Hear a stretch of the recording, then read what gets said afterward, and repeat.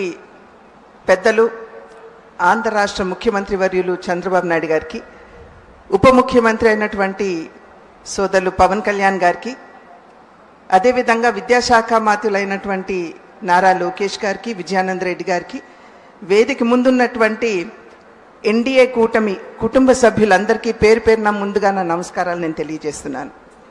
సుపరిపాలనలో తొలి అడుగు. ఎన్డీఏ కూటమి రాష్ట్రంలో అధికారంలోకి వచ్చి 1 సంవత్సర కాలం పూర్తి చేసుకోవడం జరిగింది. ఖచ్చితంగా అందరూ కూడా సంబరాలు జరుపుకోవాల్సిందే. నరకాసుర వధ జరిగిన తర్వాత మనమందరం కూడా దీపావళి అనేది జరుపుకుంటూ ఉంటాం. 5 సంవత్సరాల దుష్ట పరిపాలన మనం చూసినటువంటి సందర్భంలో దాన్ని అంతమొందించి 1 సంవత్సర కాలం కావస్తున్నటువంటి నేపథ్యంలో ఖచ్చితంగా ఆంధ్ర రాష్ట్ర ప్రజలందరూ కూడా సంబరాలు జరుపుకుంటున్నటువంటి విషయం మనందరికీ తెలుసు. అయితే ఈ నేపథ్యంలో ప్రజలందరూ సంబరాలు జరుపుకుంటున్నప్పుడు ప్రజలు నమ్మకంతో, విశ్వాసంతో గెలిపించినటువంటి ప్రజాప్రతినిధులందరూ కూడా మరి ఒక్కసారి ప్రజాసేవకి పునః అంకితం కావాల్సినటువంటి సమయం ఇది అని చెప్పి నేను గట్టిగా విశ్వసిస్తున్నటువంటి విషయం. ఏ విధంగా రాష్ట్రంలో కూటమి అధికారంలోకి వచ్చి 1 సంవత్సర కాలం జరుగుతుందో అదేవిధంగా కేంద్రంలో కూడా కూటమి ఇప్పుడు దగ్గర 11 సంవత్సరాలు జరిగినటువంటి నేపథ్యం. అయితే ఈ 11 సంవత్సరాల కేంద్ర కూటమి యొక్క ప్రస్థానంలో అంకిత భావం, అదేవిధంగా సేవా తత్పరత, దానితో పాటుగా సడలని సంకల్పం, ఇవన్నీ కూడా మనం ఈ 11 సంవత్సరాల కాలంలో మనం చూసాం. ఈ నిమిషం వరకు కూడా దేశంలో ఉన్నటువంటి 80 కోట్ల మంది పేదలకి ఉచితంగానే రేషన్ ఇవ్వడం మాధ్యమంగా, అదేవిధంగా దేశంలో ఉన్నటువంటి 15 కోట్ల మందికి నీటి కుళాయి మాధ్యమంగా మరి నీటి సరఫరా చేస్తున్నటువంటి సందర్భంగా, అదేవిధంగా దేశంలో ఉన్నటువంటి మహిళల యొక్క ఆత్మగౌరవాన్ని కాపాడటానికి దేశవ్యాప్తంగా 12 కోట్ల మరుగుదొడ్ల నిర్మాణం చేసి, దీనికి తోడుగా దేశంలో ఉన్నటువంటి పేదలు వైద్యానికి అయ్యేటువంటి భారాన్ని భరించలేనటువంటి సందర్భంలో 50 కోట్ల మంది పేదలకి ఆయుష్మాన్ భారత్ మాధ్యమంగా సేవలు అందిస్తూ, దీనికి తోడు జన్ధన్ ఖాతాల మాధ్యమంగా దేశంలో 50 కోట్ల మందికి బ్యాంకింగ్ వ్యవస్థని చేరువ చేయటం, మరి పేదలకి వారి జీవితానికి భరోసా లేనటువంటి సందర్భంలో జీవన్ జ్యోతి యోజన, జీవన్ సురక్షిత్ యోజన, అటల్ పెన్షన్ యోజన వంటి బృహత్తరమైనటువంటి ఇన్సూరెన్స్ కార్యక్రమాలు తీసుకుని వచ్చి పేదలకి ఆసరా అందివ్వడంలో కావచ్చు, దేశంలో కోట్లాది మంది మహిళలకి ఉచితంగానే గ్యాస్ కనెక్షన్లు ఇవ్వడం మాధ్యమంగా, బీసీ కమిషన్కి చట్టబద్ధత కల్పించడం మాధ్యమంగా, ఈ విధంగా అనేక కార్యక్రమాల మాధ్యమంగా కేంద్రంలో ఉన్నటువంటి ఎన్డీఏ కూటమి ప్రభుత్వం దేశ సేవ పట్ల తనకున్నటువంటి అంకిత భావాన్ని, అదేవిధంగా కరోనా మహమ్మారి వచ్చినటువంటి సందర్భంలో అసలు కరోనా స్వరూపం ఎలాగుంటుందో దేశానికి తెలియనటువంటి సందర్భంలో అనేక అంతర్జాతీయ సంస్థలు దేశంలో 15 కోట్ల మంది మరణిస్తారు అని చెప్పినప్పటికీ 220 డోసులు కరోనా వ్యాక్సినేషన్లు ఉచితంగానే దేశ ప్రజలందరికీ అందించి, దాని ద్వారా తన సేవా తత్పరతని కేంద్రంలో ఈ 11 సంవత్సరాలు అధికారంలో ఉన్నటువంటి ఎన్డీఏ కూటమి నిరూపించుకున్నటువంటి విషయం. 1949వ సంవత్సరంలో మన రాజ్యాంగాన్ని మనం స్వీకరించినప్పుడు జమ్మూ కాశ్మీర్కి సంబంధించి అధికరణ 370 అంటే అధికరణ 370 మాధ్యమంగా బహుశా జమ్మూ కాశ్మీర్ అసలు మన భారతదేశంలో అంతర్భాగం కాదేమో అనేటువంటి ఒక ఆందోళన కలుగుతుంది.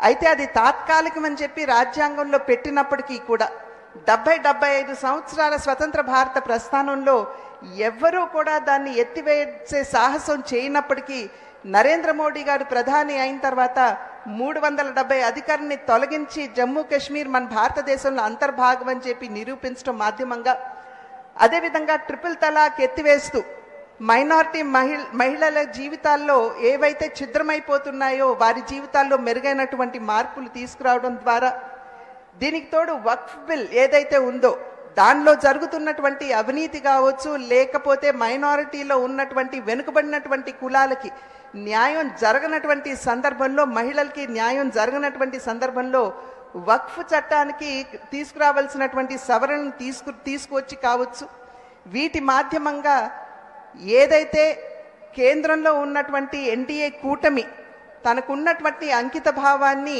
తెలియపరుచుకున్నదని చెప్పి మనం ఇక్కడ గమనించాలి.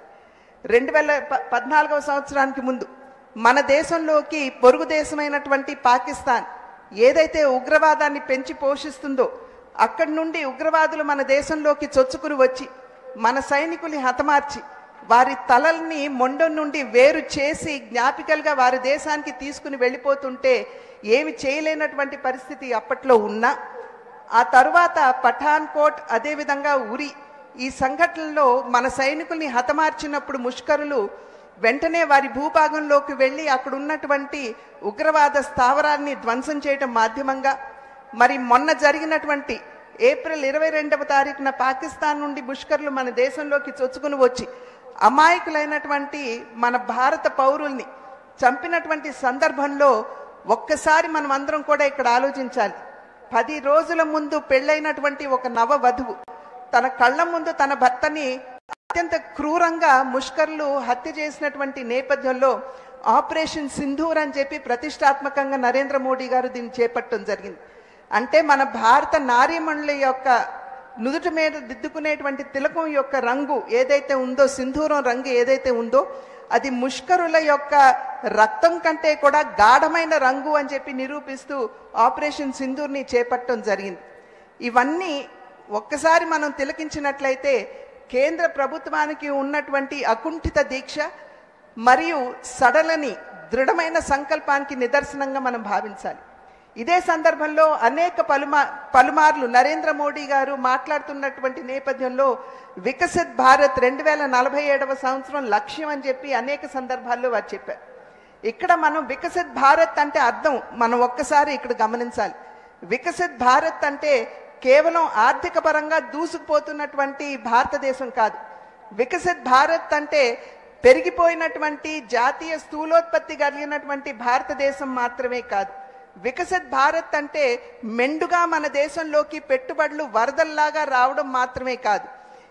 దీని మాధ్యమంగా వీటన్నిటి మాధ్యమంగా వచ్చేటువంటి లాభాలు ఏవైతే ఉన్నాయో వాటిని ఎప్పుడైతే మనం నిజమైనటువంటి హక్కుదారులకి లబ్ధిదారులకి మనం అందిస్తూ వారి జీవితాల్లో మెరుగైనటువంటి మార్పుని తీసుకురాగలమో అదమే నిజమైనటువంటి వికసిత్ భారత్ అని నరేంద్ర మోడీ గారు అనేక సందర్భాల్లో స్పష్టం చేసినటువంటి మాట. అయితే వికసిత్ భారత్ని సాధించాలి అని అంటే వికసిత్ రాష్ట్రాలు చాలా అవసరం. అంటే వికసిత్ ఆంధ్ర రాష్ట్రం కూడా మనకి చాలా అవసరం అనేటువంటి విషయం మనం ఇక్కడ అర్థం చేసుకోవాల్సినటువంటి అంశం. గత సంవత్సర కాలంగా మనం చూస్తున్నాం. అంతకుముందు ఆంధ్ర రాష్ట్రంలో అభివృద్ధి అన్న పదానికి తావు లేకుండా అప్పుల ఊబిలోకి నెట్టివేయబడినటువంటి ఆంధ్ర రాష్ట్రాన్ని ఇవాళ రథసారథుల్లాగా ముఖ్యమంత్రి వర్యులు చంద్రబాబు నాయుడు గారు, అదేవిధంగా ఉప ముఖ్యమంత్రి వర్యులు పవన్ కళ్యాణ్ గారు వారు రాష్ట్రాన్ని అభివృద్ధి పదంలో నడిపించడానికి వారు చేస్తున్నటువంటి కృషి మనందరికీ తెలియనటువంటి విషయం కాదు. మనం టేబుల్ మీద పుస్తకాలు పెట్టారు. ఈ సంవత్సర కాలంలో ఏమేమి చేశామో వారు అన్ని వివరాలు కూడా మనకి తెలియజేయటం జరిగింది. కనుక ఖచ్చితంగా నరేంద్ర మోడీ గారి సహకారంతో రథసారథులుగా ఉన్నటువంటి చంద్రబాబు నాయుడు గారు, పవన్ కళ్యాణ్ గారి నాయకత్వంలో ఆంధ్ర రాష్ట్రం ఖచ్చితంగా ముందుకు దూసుకువెళ్ళేటువంటి అవకాశం ఉన్నది. ఈ సమయంలో నేను ఇందాక చెప్పినట్లుగా ఏదైతే ప్రజలు విశ్వాసంతో నమ్మకంతో మనని ఎన్నుకున్నారో వారికి న్యాయం చేయవలసినటువంటి బాధ్యత ప్రజాప్రతినిధులంగా మనందరి మీద ఉన్నది అని చెప్పి మీకు తెలియజేస్తున్నాను. ప్రజాహితే హితం రాజ్ఞః ప్రజానాం తు హితే సుఖం నాత్మ ప్రియం హితం రాజ్ఞః ప్రజానాం తు హితే సుఖం అని చెప్పి మన పెద్దలు చెప్పారు. అంటే నిజమైనటువంటి రాజు ఎవరైతే ఉంటారో వారు తనకి కావాల్సింది తనకి సంతృప్తి ఇచ్చేటువంటి విషయం మాత్రమే వారు చేయరు. నిజంగా ప్రజలు ఏదైతే ఆకాంక్షిస్తారో, ప్రజల మనసుల్లో ఏవైతే భావాలు ఉంటాయో వాటిని కనుగొంటూ వాటిని ఆచరణలో పెట్టేటువంటి వారే నిజమైనటువంటి పాలకుడు అని చెప్పి పెద్దలు చెప్పినటువంటి మాట. అటువంటి పరిపాలన దక్షత కలిగినటువంటి వారు చంద్రబాబు నాయుడు గారు.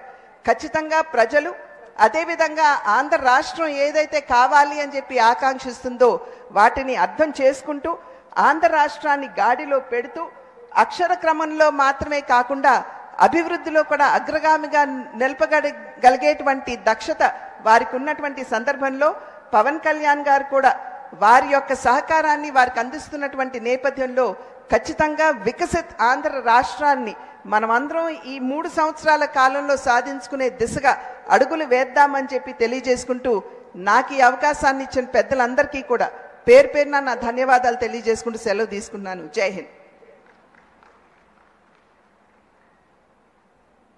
ధన్యవాదాలు.